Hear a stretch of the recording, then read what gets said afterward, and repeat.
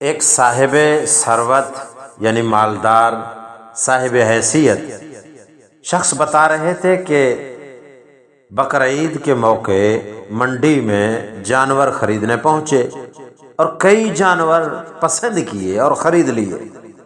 ذہن میں آیا کہ کیوں نہ محسن انسانیت رحمت للعالمین صلی اللہ علیہ وسلم کی طرف سے قربانی کے لیے ایک جانور خرید لوں۔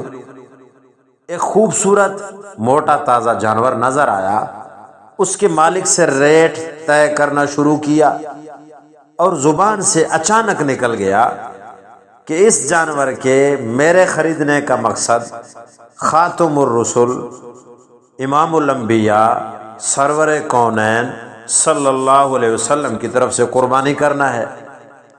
اس کا یہ سننا تھا کہ فوراً اس نے کہا یہ پکڑیں اور لے جائیں، میں اس کے پیسے نہیں لے سکتا۔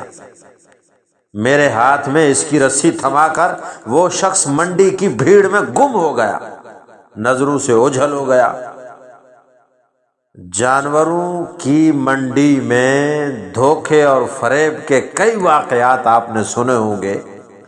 اسی بھیڑ میں ایسے عشاق اور دلبر اور رسول پاک صلی اللہ علیہ وسلم سے ایسے والہانہ عقیدت رکھنے والے لوگ بھی گھومتے پھرتے رہتے ہیں۔ کیا شان اور عجیب محبت ہے۔ اللہ تعالیٰ نبی پاک صلی اللہ علیہ وسلم سے ہمیں سچی محبت، عشق و پیار نصیب فرمائے۔